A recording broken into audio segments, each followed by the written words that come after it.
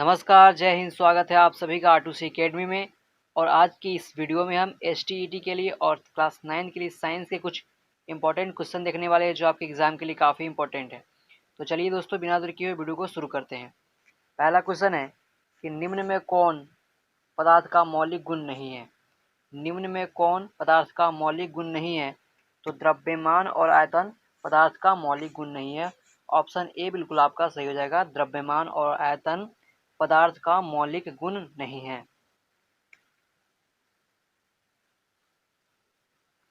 अगला क्वेश्चन है कि पदार्थ के कण होते हैं अति सूक्ष्म, गतिज, ऊर्जायुक्त, एक दूसरे को आकर्षित करते हैं या इनमें से सभी। तो पदार्थ के कण अति सूक्ष्म भी होते हैं, गतिज, ऊर्जा युक्त भी होते हैं और एक दूसरे को आकर्षित करते हैं।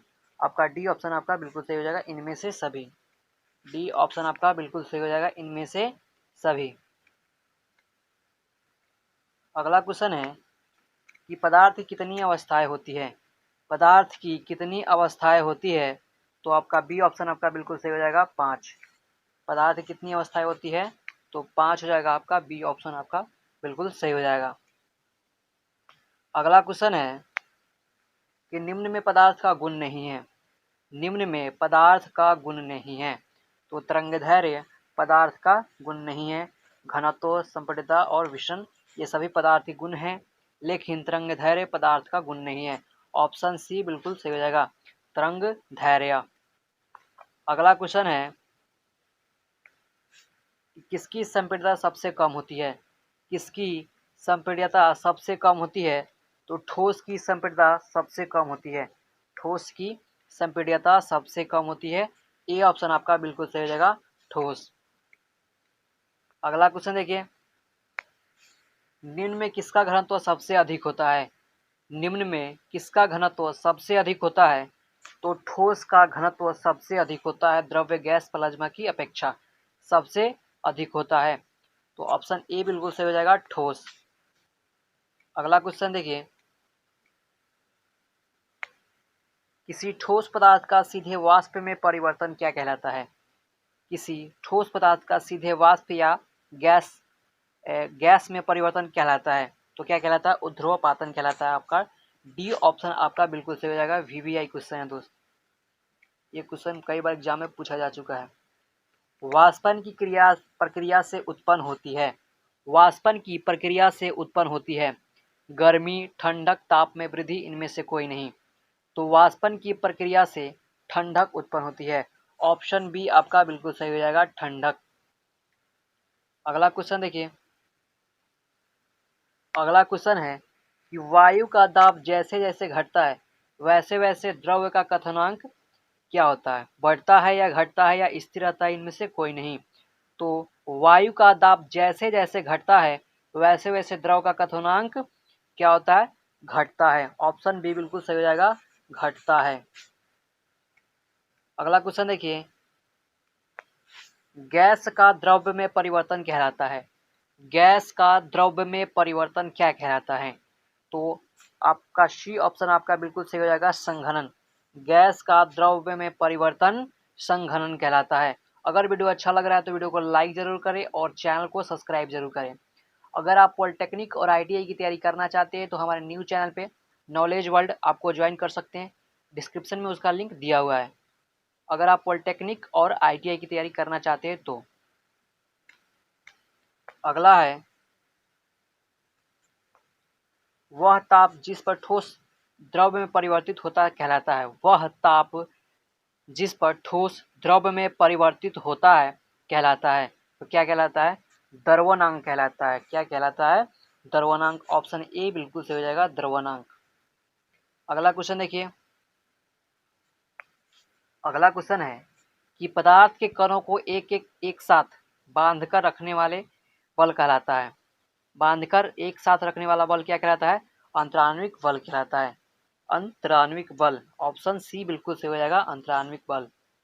अगला क्वेश्चन है, वह प्रक्रिया जिससे जिससे इत्र की गंध, अगरबत्ती जिसको बोल सकते हैं, वायु में चारों ओर फैलती है कहलाती है। किसके द्वारा फैलती है? तो विसरण के द्वारा फैलती है चारों ओर। ठीक है, बी ऑप्शन आपका बिल्कुल सही हो जाएगा। विसरण वह प्रक्रिया जिससे इत्र गंध वायु में चारों ओर फैल जाती है कहलाती, किसके द्वारा फैलती है? तो विसरण के द्वारा। अगला क्वेश्चन है, निम्नलिखित में कौन पदार्थ है? निम्नलिखित में कौन पदार्थ है? तो ठंडा पेय एक पदार्थ है और गंध, ठंडा, प्रेम ये पदार्थ नहीं है, लेकिन ठंडा पेय एक क्या है? पदार्थ है, इसलिए इसका डी ऑप्शन आपका बिल्कुल सही हो जाएगा, ठंडा पेय। निम्नलिखित में कौन पदार्थ नहीं है? अब यहाँ पे पूछा जा रहा है कि कौन पदार्थ नहीं है, तो स्नेह एक पदार्थ नहीं है, हवा, जल और भोजन पदार्थ है, स्नेह पदार्थ नहीं है। ऑप्शन सी बिल्कुल सही हो जाएगा, स्नेह। अगला क्वेश्चन देखिए, किस अवस्था में अणुओं की ऊर्जा अधिकतम होती है? किस अवस्था में अणुओं की ऊर्जा अधिकतम होती है? तो गैस अवस्था में अणुओं की ऊर्जा अधिकतम होती है। ठीक है, जो गैस अवस्था होती है, ठोस द्रव्य गैस, जो गैस अवस्था होती है उसमें अणुओं की ऊर्जा क्या होती है? अधिकतम होती है। आपका सी ऑप्शन आपका बिल्कुल सही हो जाएगा, गैस। अगला देखिए, किस अवस्था में अणुओं की ऊर्जा सबसे कम होती है? किस अवस्था में अणुओं की ऊर्जा सबसे कम होती है?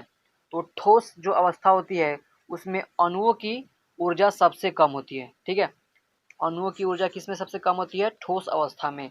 ऑप्शन आपका हो जाएगा ए ऑप्शन आपका बिल्कुल सही हो जाएगा, ठोस। अगला क्वेश्चन है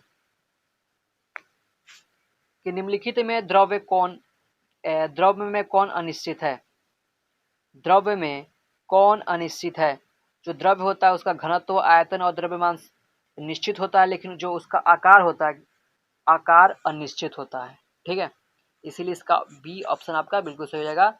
आकार जो होता है उसका क्या होता है? अनिश्चित होता है। जो बाकी घनत्व है, आयतन है, द्रव्यमान है, ये सभी निश्चित होती है। क्वेश्चन है कि 100 सेल्सियस ताप में केल्विन का मान होता है, तो 373.15 केल्विन होता है। इसका आपका बी ऑप्शन आपका बिल्कुल सही हो जाएगा, 373.15 केल्विन। केल्विन को हम के से सूचित करते हैं। अगला क्वेश्चन है,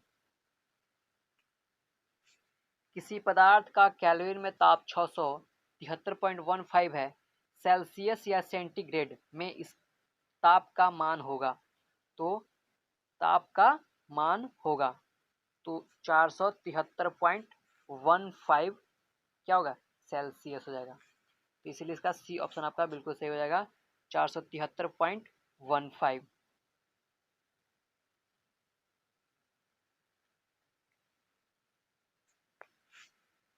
सौरमंडल में प्लाज्मा अवस्था की उत्पत्ति का कारण है। सौरमंडल में प्लाज्मा अवस्था की उत्पत्ति का कारण है, तो उच्च ताप। ठीक है, क्या कारण है? उच्च ताप सौरमंडल में प्लाज्मा अवस्था की उत्पत्ति का कारण है। ठीक है, इसका सी ऑप्शन आपका बिल्कुल सही हो जाएगा, उच्च ताप। अगला क्वेश्चन है,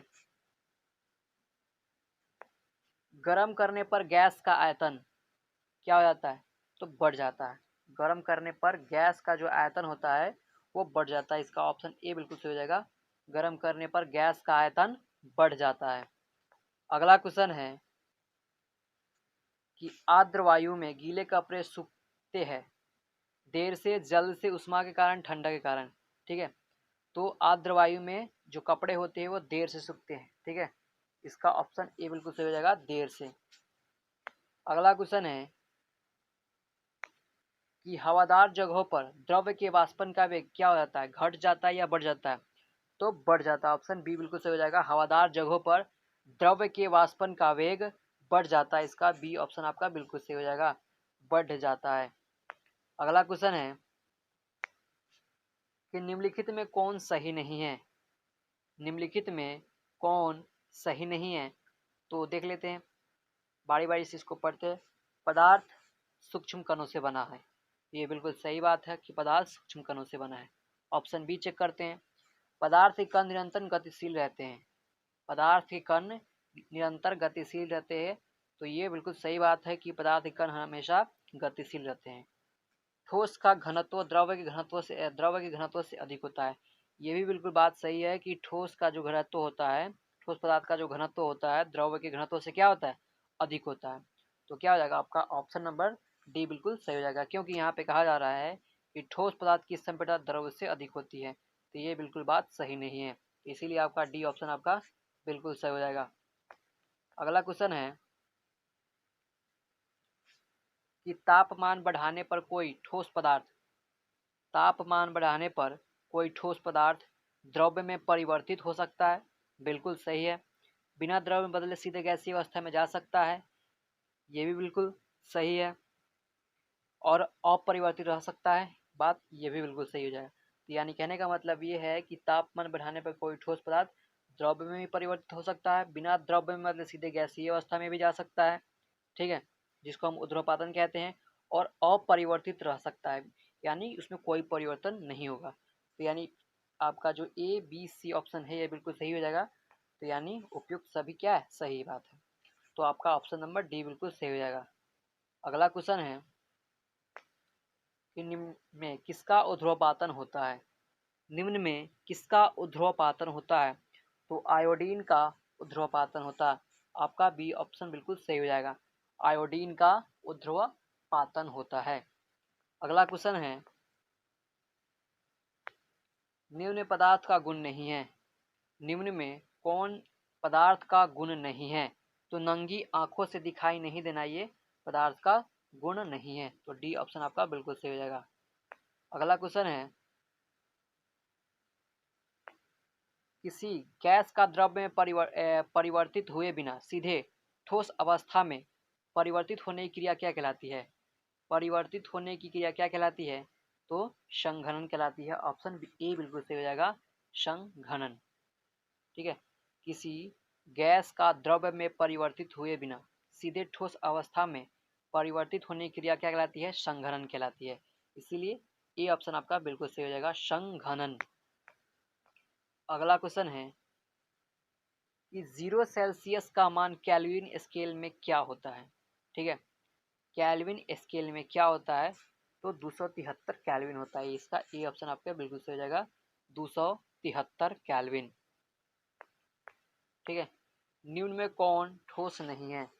निम्न में कौन ठोस नहीं है। तो जो एक पारा है वो ठोस नहीं है। ठीक है, ये पारा जो रहता है ठोस में नहीं रहता है, वो द्रव्य अवस्था में रहता है। ठीक है, लेकिन यह एक धातु है। निम्न में द्रव्य को चुने। बिल्कुल आसान क्वेश्चन है। तो जल एक क्या है, द्रव्य है। ऑप्शन ए बिल्कुल सही हो जाएगा। अगला क्वेश्चन देखिए, हमारे आसपास उपस्थित पदार्थ की अवस्थाओं में होता है। हमारे आसपास उपस्थित पदार्थ कितनी अवस्थाओं में होता है। तो 3 अवस्थाओं में होता है। बिल्कुल सी आपका बिल्कुल सही हो जाएगा, 3 अवस्थाओं में। अगला देखिए, कणों के बीच का आकर्षण बल किसमें सबसे अधिक होता है। कणों के बीच आकर्षण बल किसमें सबसे अधिक होता है। तो ठोस में होता है। ठीक है, कणों के बीच आकर्षण बल होता है किसमें सबसे अधिक होता है। तो ठोस में सबसे अधिक हो जाएगा। आपका ए ऑप्शन आपका बिल्कुल सही हो जाएगा, ठोस में आकर्षण बल इसमें सबसे अधिक होता है। उसके बाद होता है द्रव्य, और उसके बाद सबसे लास्ट में होता है क्या, गैस। अगला क्वेश्चन है कि अमोनियम क्लोराइड को गर्म करने पर क्या होता है। उसका ऊर्ध्वपातन होता है। ठीक है, अमोनियम क्लोराइड को गर्म करने पर क्या होता है, उसका ऊर्ध्वपातन होता है। आपका सी ऑप्शन आपका बिल्कुल सही हो जाएगा, ऊर्ध्वपातन। अगला क्वेश्चन है कि शुष्क बर्फ क्या है। ठीक है, शुष्क बर्फ क्या है। ठोस कार्बन डाइऑक्साइड। आपका बी ऑप्शन आपका बिल्कुल सही हो जाएगा। जो शुष्क बर्फ है वो ठोस कार्बन डाइऑक्साइड होता है। क्या होता है, ठोस कार्बन डाइऑक्साइड। अगला क्वेश्चन है निम्नलिखित में कौन तरल पदार्थ नहीं है। निम्नलिखित में कौन तरल पदार्थ नहीं है। तो आपका डी जो ऑप्शन है, लोहा। ठीक है, लोहा एक तरल पदार्थ नहीं है, यह कठोर पदार्थ है। इसलिए इसका डी ऑप्शन आपका बिल्कुल सही हो जाएगा। जो बाकी जल है, पारा है, हवा है, यह क्या है, तरल अवस्था में आ सकती है। ठीक है, अगला क्वेश्चन है किसी पदार्थ की इकाई के आयतन का द्रव्यमान को क्या कहते हैं। किसी पदार्थ के इकाई आयतन के द्रव्यमान को क्या कहते हैं। ठीक है, किसी पदार्थ के इकाई आयतन का द्रव्यमान को क्या कहा जाता है, वो घनत्व कहा जाता है। इसीलिए इसका सी ऑप्शन आपका बिल्कुल सही हो जाएगा। किसी पदार्थ के इकाई आयतन का द्रव्यमान को क्या कहते हैं? तो घनत्व कहते हैं। सी ऑप्शन आपका बिल्कुल सही हो जाएगा। अगला क्वेश्चन है कि एक गिलास पानी में 2 चम्मच चीनी मिलाने पर भी उसके जल के स्तर में कोई परिवर्तन नहीं होता है, क्योंकि चीनी के कण जो होता है जल के कणों के बीच क्या हो जाता है? व्यवस्थित हो जाते हैं। ठीक है, जल के कणों के बीच में क्या हो जाता है? व्यवस्थित हो जाते हैं। इसका आपका बी ऑप्शन आपका बिल्कुल सही हो जाएगा। बी ऑप्शन आपका बिल्कुल सही हो जाएगा। अगला क्वेश्चन देखिए, निम्न में किसमें अंतराण्विक स्थान सर्वाधिक होता है? निम्न में किसमें अंतराण्विक स्थान सबसे अधिक होता है? तो हवा में सबसे अधिक होता है इन ऑप्शन की अपेक्षा। जल की अपेक्षा, मिट्टी की अपेक्षा और आग की अपेक्षा सबसे अधिक किसमें अंतराण्विक स्थान होता है? तो हवा में सबसे अधिक होता है। ठीक है, आपका बी ऑप्शन आपका बिल्कुल सही हो जाएगा। अगला देखिए, दाब के प्रभाव से पदार्थ का आयतन कम होने की क्रिया क्या कहलाती है? दाब के प्रभाव से पदार्थ का आयतन कम होने की क्रिया को क्या कहते हैं? तो संपीड्यता कहते हैं। ठीक है, संपीड्यता। तो इसका ए ऑप्शन आपका बिल्कुल सही हो जाएगा, संपीड्यता। निम्न में कौन सबसे अधिक संपीड्य है? निम्न में कौन सबसे अधिक संपीड्य है? तो हवा सबसे अधिक संपीड्य है इस ऑप्शन की अपेक्षा, जल की अपेक्षा, लकड़ी की अपेक्षा और लोहा की अपेक्षा। ठीक है, तो ये इसका ए ऑप्शन आपका बिल्कुल सही हो जाएगा। अगला क्वेश्चन देखिए,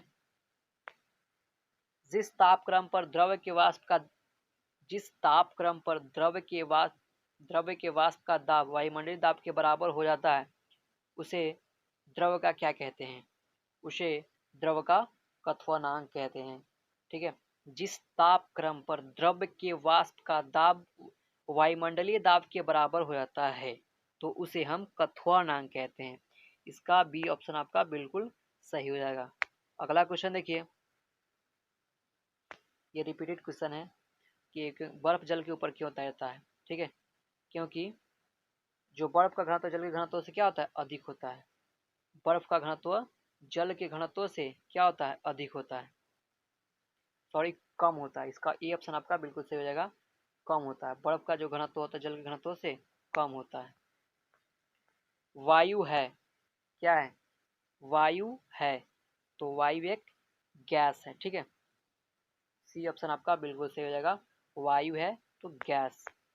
अगला क्वेश्चन है कि धातु की बाल्टी है, सिंपल सा क्वेश्चन है, तो ये क्या हो जाएगा? ठोस हो जाएगा। बी आपका बिल्कुल सही हो जाएगा। अगला क्वेश्चन देखिए, दूध है, ये भी सिंपल सा क्वेश्चन है, तो ये क्या हो जाएगा? द्रव्य हो जाएगा। ऑप्शन ए बिल्कुल सही हो जाएगा, दूध है तो द्रव्य। अगला क्वेश्चन है कि स्पंज है। ठीक है, स्पंज क्या हो जाएगा?